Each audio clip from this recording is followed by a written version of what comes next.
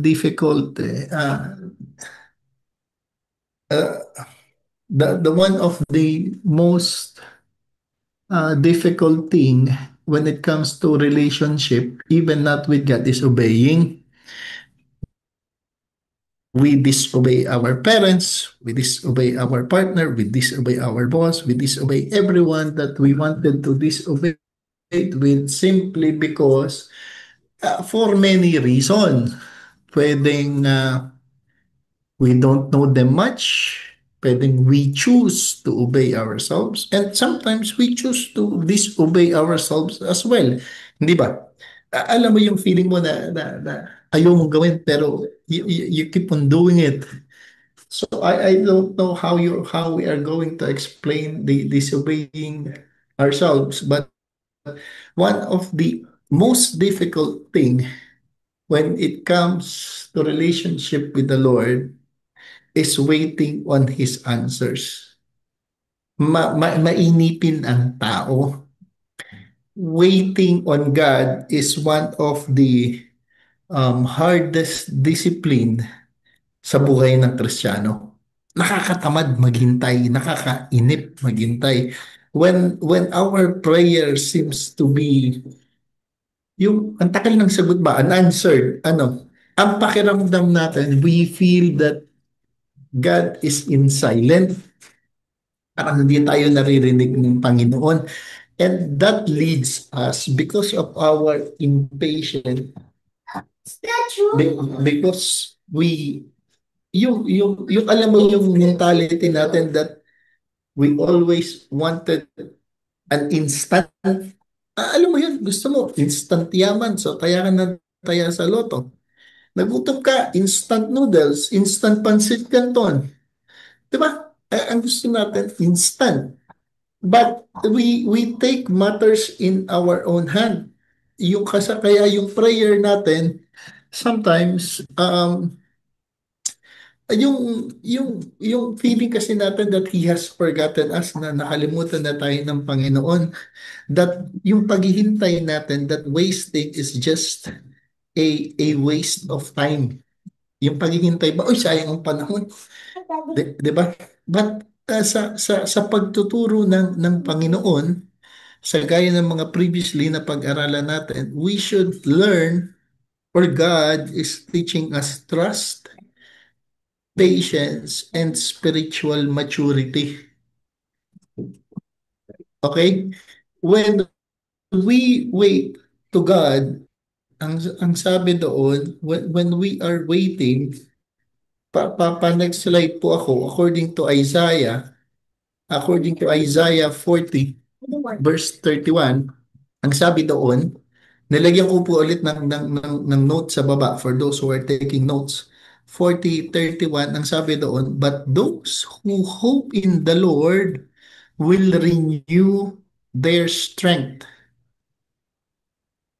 Kahit doon pa lang, for those, dito pa lang panalo na tayo pag nakuha mo prinsipyo na to eh.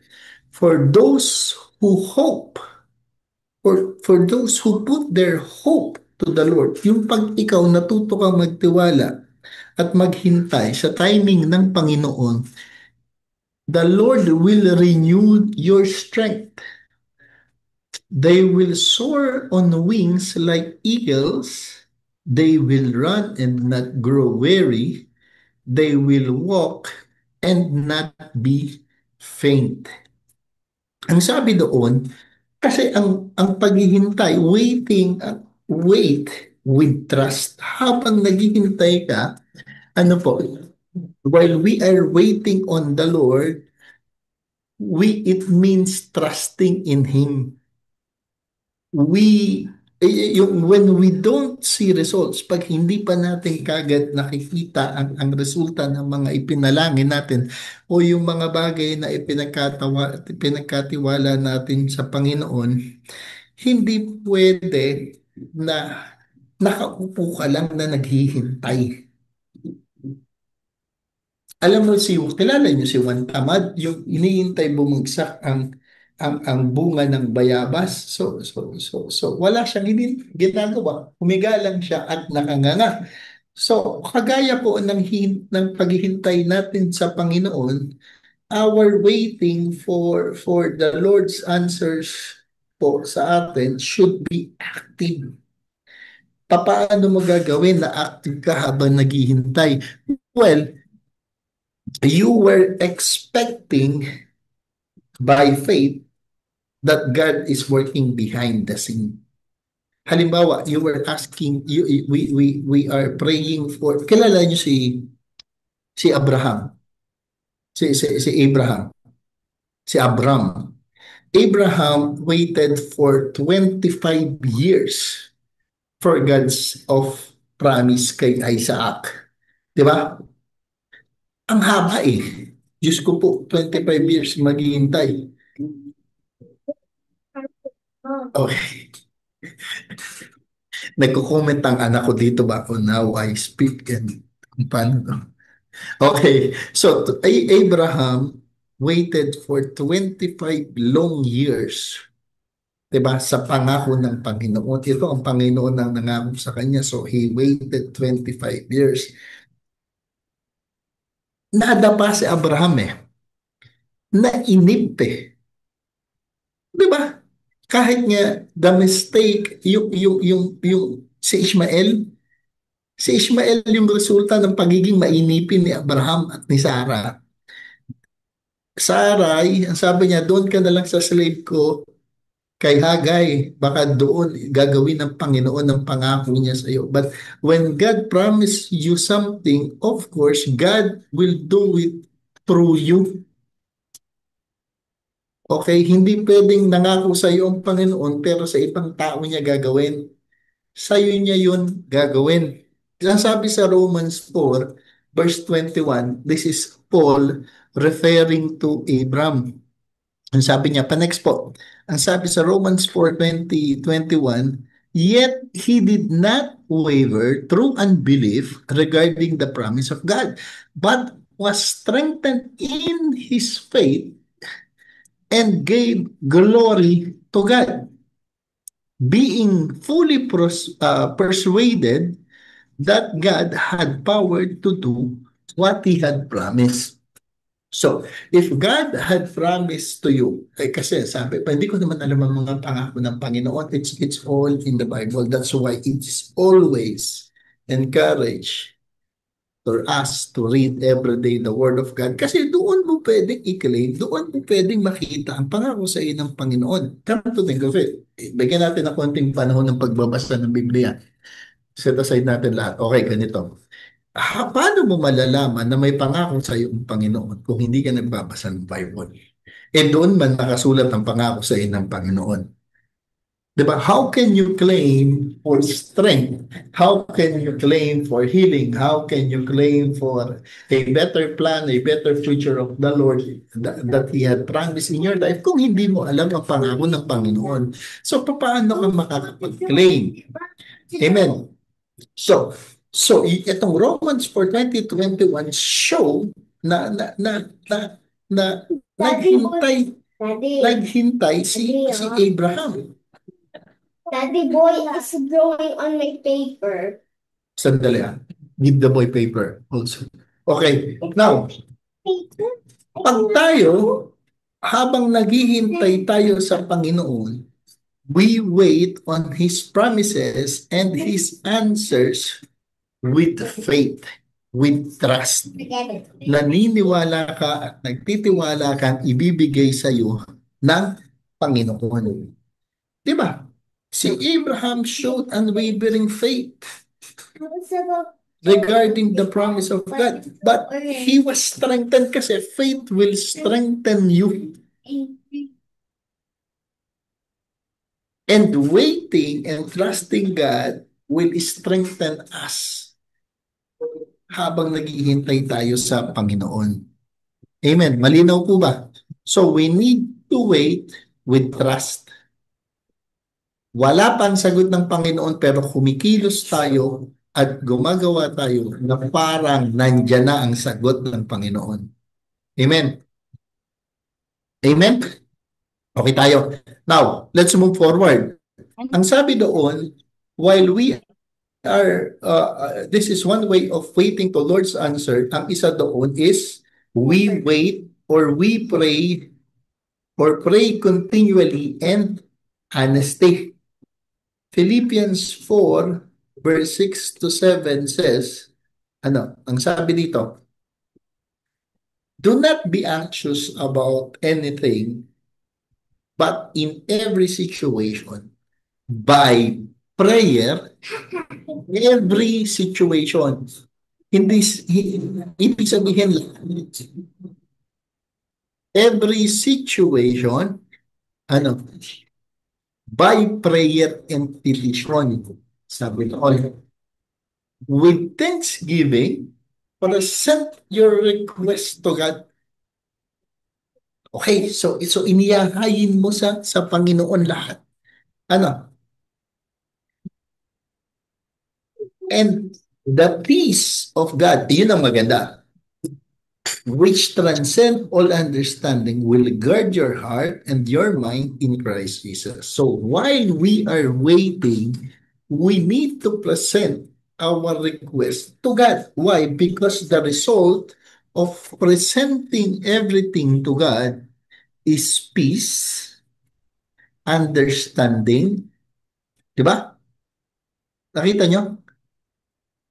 Peace and understanding that will guard our heart and our mind. Ibig sabihin, if we have surrendered our request to God, ang kapayapaan at kapanatagan na galing sa Panginoon, hindi galing sa mundo. Kasi prayer keeps our heart connected to God while we are waiting. Okay, prayer will not change God's heart, but it will change our heart towards God and towards the things that we are waiting for.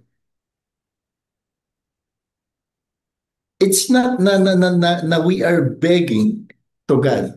It's not that we're begging to God when we pray, but we are showing that we are trusting and surrendering it to Him. Why? Kasi di ba ang sabi natin dati that prayer is a two-way communication. So while we are praying, we are trusting, we are surrendering, and as well as we are also listening to God. Kasi ang ganda naman ng pangako dito eh.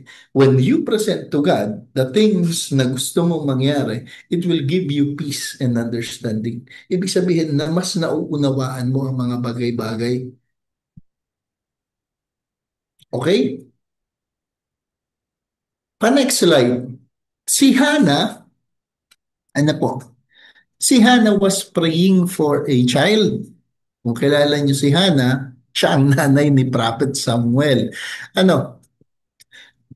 He prayed to God with whole honesty. Totoo man siyang nag-pray. Alam mo, minsan, sad to say, we are praying with a heart na alam mo yung hindi totoo na yun ang laman ng puso. That we are praying hopefully not to show off, but we should be praying because we wanted to surrender everything to God. Alam mo, may nabasa akong video. It was sent to me ba siguro si Jana. Na yung nagpray na binasa niya sa Chat GPT. Tapos hanggang baba, binasa niya na you are free to personalize this prayer. Yan, ganyan. Siguro na nakita nyo na. That is one way, or that is one of the example na people honor me with their lips, but their hearts is far from me.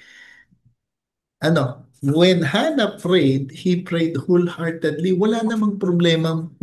Alam mo, when you pray to God, itodo mo na with an honest soul, yung mga bigat mo sa dibdib. Alam mo, when you offered everything to God, ang sabi sa earlier verse, it will give you peace. Bago pa man dumating ang kasagutan, you have a better understanding and peace in your heart. Diba? Ang persistent prayer has always been answered by the Lord. Kasi ang pakikipag-usap naman sa Panginoon is ano, ibig ba sabihin dahil hindi pa niya sinasagot ang panalangin mo, hindi ka na magdadasal, hindi mo nakakausapin sa Lord because your prayer is not yet answered? Well, the attitude should be you pray, poured it out, itodo mo lahat ng laman yung sa kaloobin mo sa Panginoon with full honesty. Kasi kahit naman magsinungaling ka, alam naman ni Lord. Ano, then, anong nangyari dito kay Hannah? I prayed for this child and the Lord has granted me what I asked of him because he prayed wholeheartedly with an honest heart. Our Lord granted her prayer. So now I will give him praise be to God. For his whole life will be given to, binalik man niya si Samuel sa Panginoon. So, ano po ang kailangan? Patuloy kang manalangin sa Panginoon while waiting for the answers doon sa iyong panalangin. Okay? Praise be to God. Now, next, ang sabi sa Psalms, okay ba tayo? Malinaw ba? O gusto nyo mabilis ba? O okay lang? Balance lang. Okay. Now, ang sabi sa Psalms 119, verse 105, Your word is a lamp for my feet, a light on my path. Ang sabi doon. Yung Bible is God's primary way. Alam, kasi pinag-usapan natin to sa how to listen to God eh. Doon sa listening to God, kung nag-notes kayo, meron to, sure ako. Ang God's way, one of God's way na pakikipag-usap sa atin, primarily, ngayon pa na, God is the Bible. Sa panahon na akala mo hindi ka na nadidinig ng Panginoon, sa panahon akala mo tahimik ang Panginoon, yung scripture, the Bible, will give us direction. I-encourage ka niyan eh. In every perspective of your life. Kaya nga, when you pray, feeling mo ang layo-layo mo, feeling mo hindi ka naririnig o hindi ka sinasagot ng Panginoon, open up your Bible. Basahin mo. Ito yung ini-encourage natin kanina that for you to know the promises of God sa buhay mo is you need to read the Bible so you can claim it. Same is true that when you listen to the Word of God, ano, when you listen to God, ngayon po, if you cannot hear Him, open your Bible. Open your Bible. When you are unsure, usually naghahanap tayo ng, ako man, I've been praying for a job. Hindi ko alam kung kailan ibibigay. Hindi ko rin naman alam kung paano gagawin pag binigay kasi may dalawang bata man ako dito sa sa sa bahay. Ano? I go back to the basic. Sinabi ko man yan.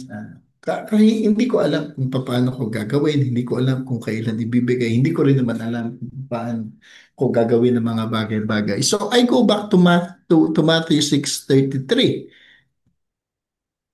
Which is kasi, to be honest, let me tell you a story. Nung pagdating namin dito, ang feeling ko kasi, ang layo-layo ko because wala man ako church. Hindi naman, nag-church man ako dito pero once every Sunday, umattend ako pag Wednesday, pero bitin ba? I believe that na hindi ganun lang ang dapat na service kay Lord. And how am I going to do it? Is I need to go back to basic. If you don't know what to do, ano, kung hindi mo alam what you will do in your life, let me remind you to prioritize God's kingdom over material gain. Ayan mo lang. Uh, Unahin ang Panginoon Kasi kanya man yan galing lahat. Di ba? Ang Biblia or the word of the Lord sa Matthew 6, may papanext nga, anong sabi ng Matthew 6, basic man yan sa atin. That, ang ano, but seek first His kingdom and His righteousness. Teka, doon muna tayo sa gusto nating marinig.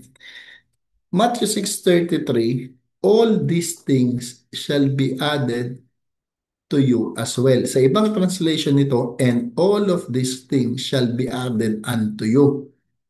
Diba? Sa ESV, tsaka sa New King James. Pero tingnan niyo ang prinsipyo.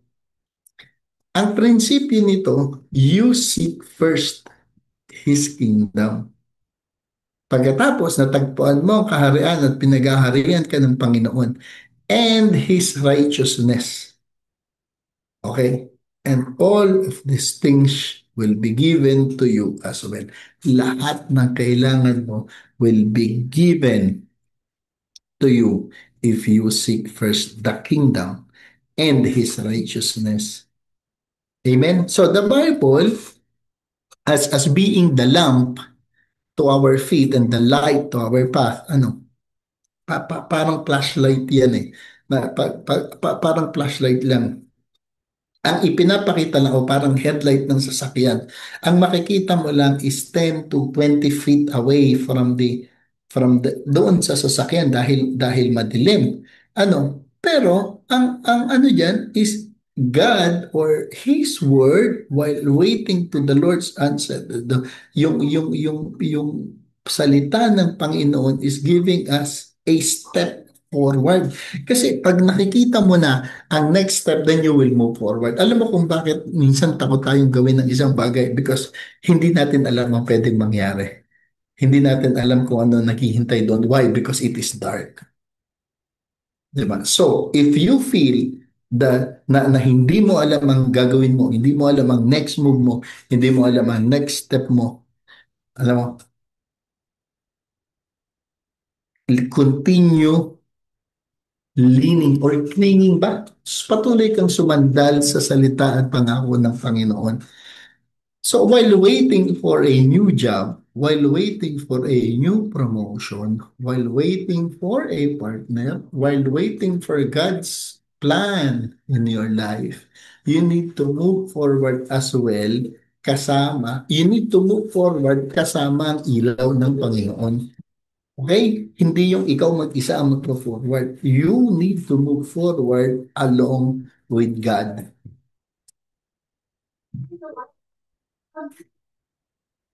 Amen? Amen. Okay.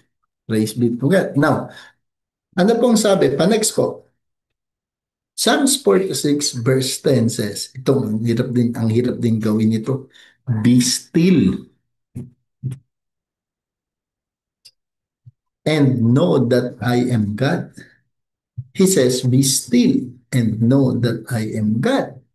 I will be exalted among the nations and I will be exalted in the earth. So, ito, tingnan nyo itong sabi dito. Be still.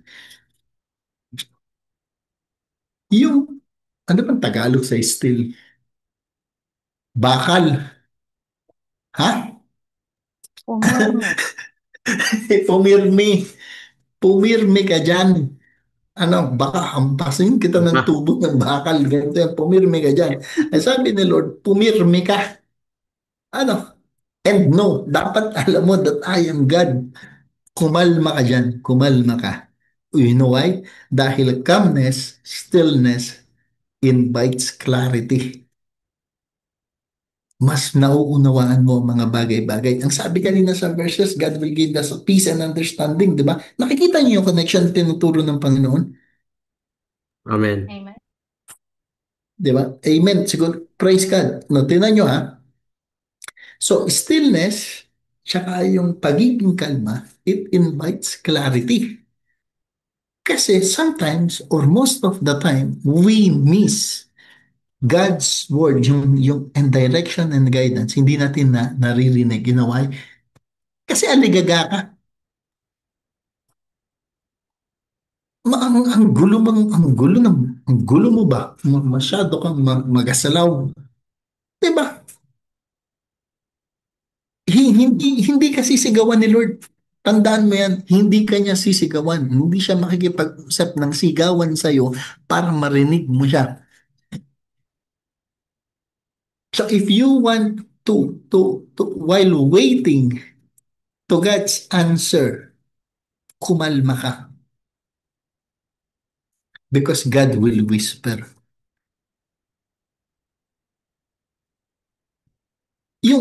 Alam mo, pag kalmado ka, mas naunawaan mo yung mga bagay. Kahit sa trabaho eh. Pag masyado ka nagra-rush, pag masyado ka nagmamadali, nauuwi sa mali-mali. Pag masyado ka nagmadali because of emotions, mali ang desisyon. We need to be still. We need to be calm. Kalma lang eh. Kalmahan nyo lang. Wala man tayong pagmamadalian dito. Ba't na namamadali kayo? Wala naman. Kalmahan lang natin. Be still. Di ba? Kasi it will give us clarity. It will give us yung space para marinig mo ang salita ng Panginoon. Ano ba usual and distraction? Mundo. Ano ba usual and distraction sa mga instruction ng Panginoon? Yung mga bagay na gusto nating gawin. Ang mga bagay na naiinip tayo na dapat meron na tayo. Naiinip tayo na dapat ganito, dapat ganyan. But you need to be still. Minsan marami tayong bagay na hindi naman natin talaga kailangan. Okay, si Elijah, First King, please. Si Elijah was discouraged and afraid. Dito, the Lord said kay Elijah, go out and stand Like this. like that. Ang sabi dito, go out and stand on the mountain in the presence of the Lord. For the Lord is about to pass by. Then a great and powerful wind tore. Ito ha, basahin natin. Teka, magbukas nga ako ng akin kasi, okay, ang sabi dito, a great and powerful wind tore the mountain apart. Ang lakas siguro ng hangin nito, promise. Ikaw ba naman? Mountain start and shattered the rocks before the Lord. But the Lord was not in the wind. Tignan nyo the Lord is not in the wind. After the wind, there was an earthquake. Talaga na kasi hindi matatabi. Kahati lang ng mountain, there was a strong wind. Ngayon, biglang lumindol. But the Lord was not in the earthquake. Sabi dito. After the earthquake came, a fire. Naiintindihan ko si Elijah. Kasi kahit man ako nandito, hindi ko rin alam kung ano nga. Baka talagang hindi ko alam kung saan ako susuot nito. Tignan mo. But the Lord was not in the fire. And after the fire came a gentle whisper. In calmness, you will hear God's whisper, hindi sa chaos. So, huwag niyong kakalimutan kumalma. Di ba? Subukan niyo ba? Subukan yung magsalita. Halimbawa, sa isang kwarto na puno ng ingay.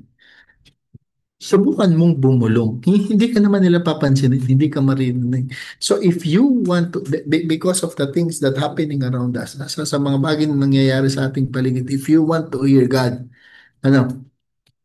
kung gusto mong marinig ang Panginoon, kailangan mo ng kahimik na kapaligiran.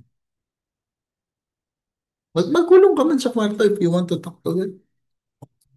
Because the Lord is telling us, be still while waiting for the answers in our prayer. Be still, sabi ng Panginoon. Okay, maliwanag, kalmahan lang ang buhay. Be still.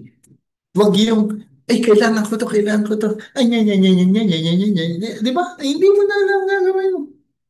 Ang sabi kanina, ibigay mo lahat kay Lord and God will give you peace and understanding. Diyos ko, huwag mong ipilit. Si Lord ang bahala. Seek ye first, ang sabi niya. Now, while waiting, according to John 14, verse, malinaw pa tayo, magkakaibigan ba tayo, ano? Praise God.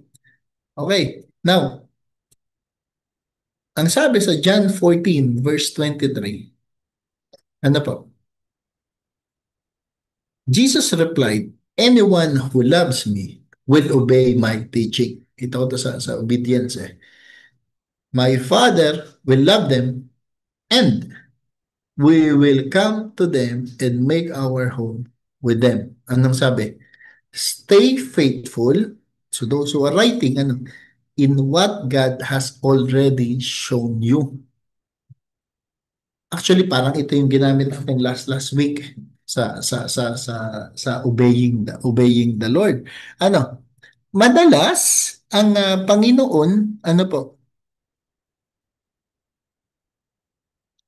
Ganito yan eh.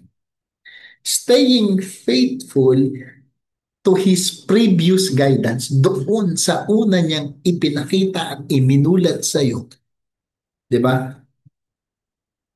Ay pagpapakita na ready ka na for the next step.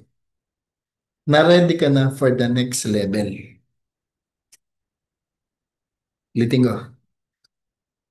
We are asking for God's answer in our prayers or whatever we are asking sa Panginoon when we are still. Tama, 'di ba? Kasi kanina, be still. So while we are waiting na kumilos ang Panginoon doon sa mga hinihiling at ipinapanalangin natin sa Panginoon, stay faithful doon sa mga nakaraan niyang guidance sa'yo. Nagkakaintindihan mo tayo? Teka. God has blessed us. Bukol man sa akin na naman to. God has blessed us with so many things which at the same time, He gave us instruction on how we are going to manage things. Okay. Kung ako man na lang gawin nating sample. Naghahanap at naghihintay ngayon ng trabaho from the Lord. Gaya nga sabi ko, hindi ko man alam kung paano gagawin, hindi ko na lang kung paano gagawin. Sige lang, but I keep on trusting the Lord. Dati kasi binigyan niya na ako ng trabaho, di ba? Oh, natural. So before, nanalangin ako sa Panginoon ng trabaho, binigyan naman ako ng Panginoon. Di ba? Now, ano nangyari ngayon? When yung previous work ko was given to me by God, so, ang ginawa ko, nag-tithes ako, believing and trusting God na I am the manager of the things na binibigay niya sa akin. Amen. Nagkakaintindihan ba tayo? Now, if you are asking, if we, kunyari may trabaho na, are asking for increase, while we are waiting for that particular increase in life, we should continually be faithful in our giving. Kasi previously, sinagot ka man ng Panginoon eh. Okay tayo? Nagagets niyo ako? So, while we are praying for an increase in life, while we are praying for something in life, ano mangyayari? We should act as if it is already given. So, ang giving mo nag-i-increase na because you are acting on it. Then, if God answers it, He knew that we are ready for the next step. You are showing God that you are ready for the next step. Nagkakaintindihan mo tayo? Sa trabaho, you are asking for promotion. Di ba? Lagi ka man late. Lagi ka man absent. Lagi kang not feeling well. God has given you that work dati. So dapat you work as if you are working for the Lord. Yun ang guidance. Yun ang direction. So if you are asking for promotion, be faithful doon sa previous answer ni Lord sa'yo. Okay ba?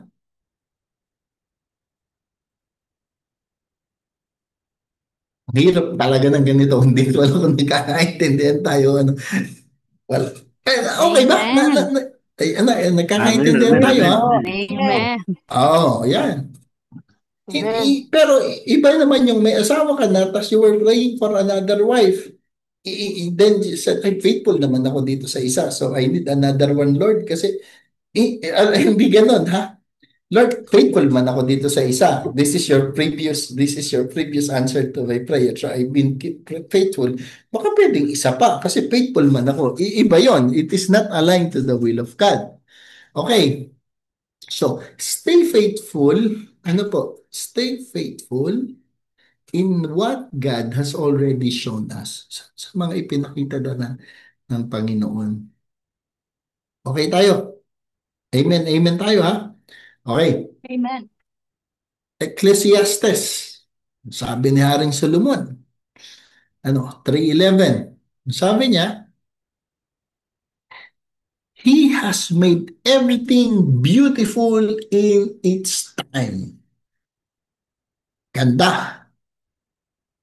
He has also set eternity in the human heart, yet no one can fathom what God has done from the beginning to end. Okay, praise be to God.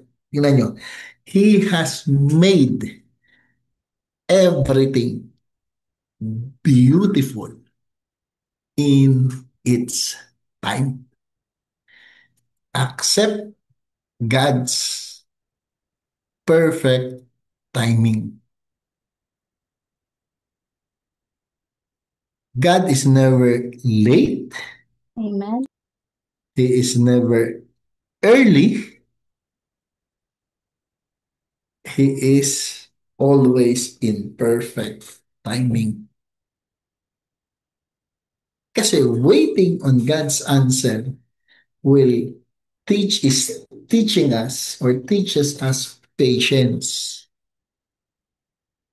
dependence, dahil ka sa Panginoon, and surrender. Lord, not your will, but let your will be done. Lord, sige lang, baka hindi pa talaga para sa akin. Si Joseph, kilala niyo si Joseph, yung naging governor ng Egypt, Amen. yung naging, okay. Dati, ang tawanan niya dito, sinong gustong maging gobernador o magkaroon ng posisyon, ay kailangan siguro pagdaanan mo muna ang pinagdaanan ni Joseph. Ang sabi ng iba, Pastor, kahit barangay tanod na lang, para wag na lang pagdaanan yung mga pinagdaanan ni Joseph. Ano ba pinagdaanan ni Joseph? Joseph was betrayed by his brothers. Una. Pangalawa, binenta. Di ba, binenta siya as a slave. Tapos, no, sa slave, binenta, syempre, nakulong. Kasi, ang sabi ng asawa ni Pharaoh, no, asawa ba? Noong paraon, pinagtangkaan daw siya.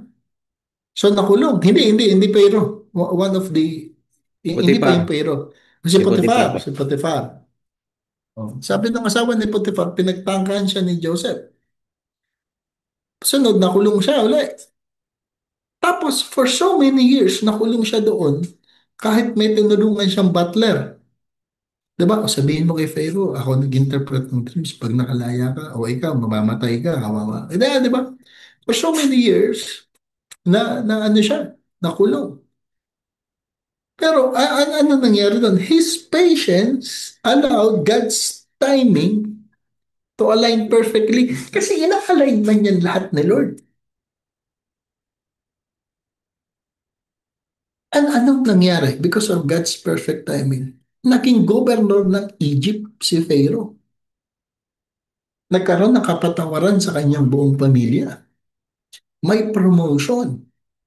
Why? Because he keep on trusting God. So all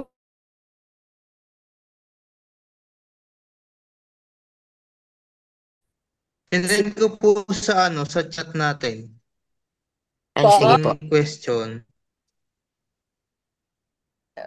Hindi ba po hindi pakita nito, Brad? Kasi nasa ano po tayo, nasa breakout room tayo. Okay po. Opo. Okay.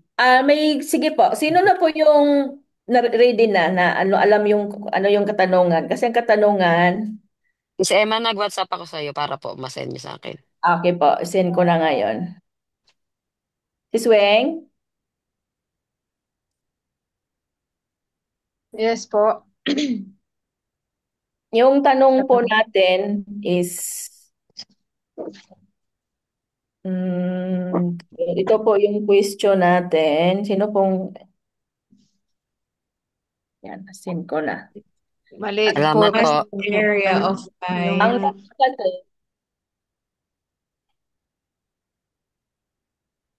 yes po. Ang tanong is, in what area of your life are you currently waiting for God's direction or answer? And what can you do? Yung baga, what can you do for sharing the actively trust Him instead of giving into the worry? So, parang Ang dalawa sa po. ang sa akin po, shalom po sa lahat. Ang sa akin po is, hallelujah, praise God, na ang pagkakaunawa ko po is may isa po akong prayer, but I'm still waiting. Yung talagang sa ubasan ng Lord is lahat naman po tayo is ginagamit po, di po ba? Si Sweng, sandali lang ha. Ano po?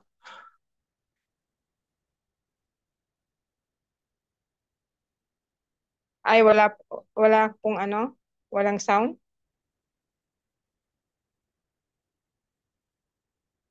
Wala pong sound. Parang hindi kita naririnig po, sis. Ay, Miss sorry. Emma, naka-ano ka po? Ay, sandali lang si Swing ha. Sandali lang. Si Sirs, Okay. may bumalik po sa main room sila. Paki-assign po sila ulit. Na-affect ko na po, Mama Ems. Sila, ano mo na, sila Chris, si Juvie, si Po. Samsung, at saka si Ate Christy. Wala lang Sige po, praise God. Sige po, po. si Swing. Hallelujah. Ano po, praise God po na may prayer po ako. Which is my prayer po is the more po na magamit ako ng Lord kasi di po ba lalo na po ngayon, ang panahon ngayon is papalapit ng papalapit po. Ano ang nangyayari sa paligid natin. So, dinidesire ko na lamang po yung talagang kung gaano ako gamitin ng Lord. Hindi lang po sa isang place, kundi sa labas ng simbahan, loob ng church, ganun po. Para po ma-share din at may pamahagi kung paano ako nananalig sa Diyos. Which is nag-ano na rin po ako, start na rin po ako nag-share, beginning my faith sa Lord with prayers. Kasi dyan po tayo nag-evangelize po sa lalo na po sa mga unbelievers, mga ibang mga kongregasyon na yung sa umaano sa mga rebulto. So yun na lamang po at wini-wait ko sa Lord. But there is a perfect time po na talaga na magagamit po ako at hindi lang po ako bawat isa po sa atin. Yun lang po. Hallelujah. Thank you po.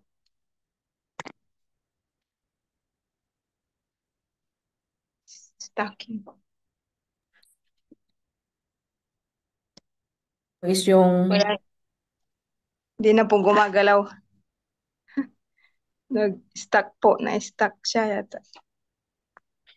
ano po? Ano pa, Hindi po paulit nga sis, ano yung sayo? Naririnig ba, Mama Em? Saririnig ko ba ako? Yes po. Okay. Na-disconnect daw ang room 4. Wait, Mama Em. Sige po. Balik ka doon. Sige po, wait lang. Si Swing,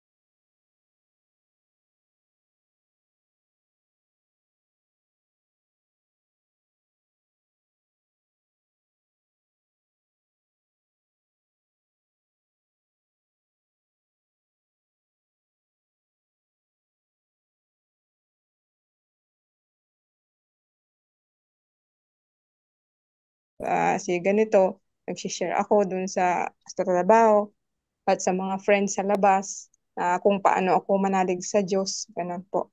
Na hindi Right. lang po sa mga rebulto nananalig, kundi talagang sa Diyos na gumawa ng mundo at sa langit, ganun po. Yan lang po may share po. Thank you po. Praise God. Praise God. Yun, linaw na. Pasensya na kanina, hindi ko masyado na ano. Praise God. Yes po, tama po yun. Praise the Lord. Si ano po, yung mag-asawa. Ako po hi po, Ma'am M, Mama Ems. Ako po yun pa rin po, work probation po yung hinihintay ko. Tapos 'di ba po may po na nag-doubt po ako sa sarili ko. Tapos after po nun, nag-pray po ako kay God na sorry kasi nag-doubt ako sa kanya sa pamamagitan sa pag-doubt sa sarili ko. Kasi I know that God will give me pray ko po. Kung ano po yung ibigay sa akin ni God, magte-thanks po ako. Tatanggapin ko po ng buong buo. Tapos yung ano po ba yung isa?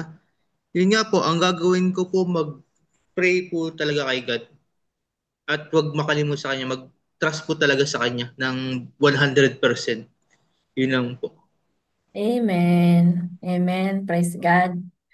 Praise God. Sa'yo, Sis Ada. Mama Ems, may na-remember lang akong instance kasi nung time na nawalan ako ng work, na galing ako sa malaking rehabilitation hospital or malaking long-term care. And then suddenly, nag-resign ako. It's because meron ding nangyayari sa company na I really have to resign. So, nagkaroon ng times no na tinanong ko kay Lord, sabi ko, Lord, bakit sa dinami-dami ng employee, ako yung isa sa na nilang umalis. And I was very pregnant that time. And yon, nag-resign ako. It's because they asked me if they want to or I'll just resign. So it's better that I'll just resign. And I was pregnant that time. I asked myself, sabi ko, Lord, bakit nagkakaganito? Sabi ko, sure talaga si Lord. Pero nung medyo natauhan na ako, sabi ko, Lord, kung ano yung kung ano yung gusto mong destiny ko, kung ano yung gusto mong marating ko, I will accept it, sabi ko. So, andito na ako ngayon sa company right now. And then nung pag-alis ko, doon na nag-start na na-reveal yung nangyayari sa previous na company kung saan ako galing, na unti-unti na talagang nagda-down yung company. So nagsara na yung isang rehabilitation hospital, magsasara na rin yung isang rehabilitation hospital, maraming nurses yung na-terminate, maraming nurses ang nag-resign, maraming nurses ang nawalan ng trabaho. So na-realize ko, so Lord, I'm thankful, Lord, kasi hindi ako yung isa sa mga nurses na bigla na lang nawala ng trabaho. But still, I am still lucky na kahit na umalis ako dun sa company na yon, nagkaroon naman ako agad ng trabaho. Hindi ako yung natenga talaga na wala talagang trabaho. So, hindi man ma-provide, hindi man ma-answer agad yung reason kung bakit nagkakaganito yung buhay mo or nangyayari sa'yo yung mga bagay-bagay. At the end of the day, sasagutin niya ni Lord. So makikita na yun. So you have to wait for the right time. He will answer your prayers. He will answer your questions. Yun lang po. Amen. Yung then what can you do this week to actively trust Him instead of giving into worry. Ayun, Mama Ems. More prayer po talaga, Mama Ems. More prayer. Instead na questioning him, ask him to guide you on what to do. Kasi dati ang habit ko is I question him. Bakit ganito? Bakit ganyan? So, I realize it's not proper. Instead, ask him for guidance. Ask him for guidance and protection. And do not question him kung ano yung ano niya. Kung ano yung... Kasi mga ano din yan on the right time eh. Wait for the right time. Wait for God's timing. So, pray. Always pray. Amen. Praise God. Ako naman. Ikaw Una, muna ako. Mama M. Na. Sige. Sige po. Sige, ikaw na nga, Mama Ems. Kasi hindi Praise naman God. lingid sa Oo. lahat na kung ano talaga yung dinidesire naming mag-asawa. Nung una, nung hindi ko pa Mm. naiintindihan yung turo ni Lord, talagang nakaka-frustrate na bakit ganun? Usually ganun naman talaga ang tanong. Pero eventually, nung pinamulat na sa amin ni Lord, yung nagsimula na kaming mag-aral ng tungkol sa Kanya, ganun pala yun. Nagkaroon na kami ng sagot na, ganun pala yun. Kailangan pala na matutunan, may itinuturo muna si Lord sa atin para for a bigger blessing na hindi yung Amen. sabak lang ng sabak. Hindi porket gusto mo, yun ang mangyayari. Alam naman ni Lord ang desire ng puso natin and bakbakan lang ng prayers, and if it's really aligned sa will ni Lord and we believe na naka-align talaga siya sa will ni Lord, it will really happen. Ano lang, magtsaga lang magintay. Ito talaga ang waiting time ang pinaka mahirap. And all Amen. glory to Amen. God, tinuruan niya kaming mag-asawa na first, tanggapin sa puso na hindi agad By the way, mag-asawa. And then, second, sumunod mag-obey. Mag-obey muna kay Lord. And then, we will harvest the fruit of Amen. labor. All glory to God. Amen. Praise God. Praise God. Galing, no? Ang galing talaga ng ano talaga ni Galing Lord. talaga Kaya ni ito talaga, Lord. no? Yan talagang yung ganda na talagang mag-aral sa kanyang salita para doon talaga yun talaga yung turo kasi sabi nga yung sa kanyang salita yan yung guide natin, yan yung gabay natin. Ako din, 'di ba? Higit sa ano, alam mo din yun na share ko din sa iyo Ah, yung frustration ko din na Lord. Yung frustration ko na Lord, matanda na ako, malapit na akong mag-menopause. Ano ba? Ah, bigyan mo ba ako ng asawa, parang gano'n ba? Pero sino yun nga si Lord is na nare-remind na naman ako kasi andun pa din kasi yung desire alam mo yon. hmm. Pero it doesn't, hindi kasi sinabi ko na sa kanya, di ba na-share ko na yun, ibigay ko sa kanya, Lord, kunin mo nga to yung desire na to, kung if it's not your will na bibigyan mo pa ako ng husband or ano, kunin mo na to. Pero andyan pa din kasi yung desire, andyan pa din yung ano ba. So ngayon, praise be to God, sabi nga ni Lord is, you have to wait for the Lord, and be strong and take heart. Diba? Kasi it doesn't mean naman na example is magmimonopause na ako, hindi na ako mag-ano. But the Lord is, wala namang imposible sa Kanya. At hindi naman ibig sabihin na, alam, kahit companion, yung mag-asawa ka, para may kasama ka, at may kasama, may katuwang ka na maglingkod sa Kanya. Di po ba? So indeed, napakaganda talaga. Ito talaga yung ano taga natin. Ito yung pinakamahirap pero ito yung talagang sinasabi, sina-challenge tayo niya, ano tayo niya dito na kailangan natin mag-wait. And while waiting is kailangan natin maging strong and take heart. Di ba? At yun po, at yun yung actions natin is yun. Number one, tama yung ano na we have to pray without ceasing and keep obeying His command. Yan po, obey His command. Kung And ano obedience. yung obedience. Obedience, yes, obedience is always the key in waiting. Kasi huwag nag-disobey tayo, ayun, if hindi tayo pinangunahan natin si Lord, hindi natin nag-ano tayo sa mga decisions lang natin, ayun, yun na tayo nahirapan, diyan na tayo Diyan na magkawindang-windang na tayo naman yung ano natalo. natin. Natalo tayo sa Praise part God. na yun. So, yes, obedience is always the key, and yung word ni Lord, yun yung is the lamp unto our path and the light unto our faith. Yan talaga yung faith. Yan talaga yung ano natin, gabay, yung word ni Lord. Amen? Ilang oras Amen. na, sis? Ilang oras 30 na tayong naiwan? seconds. Tingnan mo. 30 seconds, Mama Ems. Ay, 30 seconds na lang. Praise God. So, I think we're all Narinig good. Mama So, Ems? pwede na tayo bumalik sa... Po, Narinig mo ko? po. Nari Ha? Naririnig mo ako, Ano po? Mama Ems? Hindi kita naririnig. Ha? Ano po, sabi mo? Next, Mama Ems.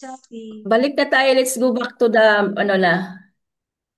Let's go back to the main. Okay.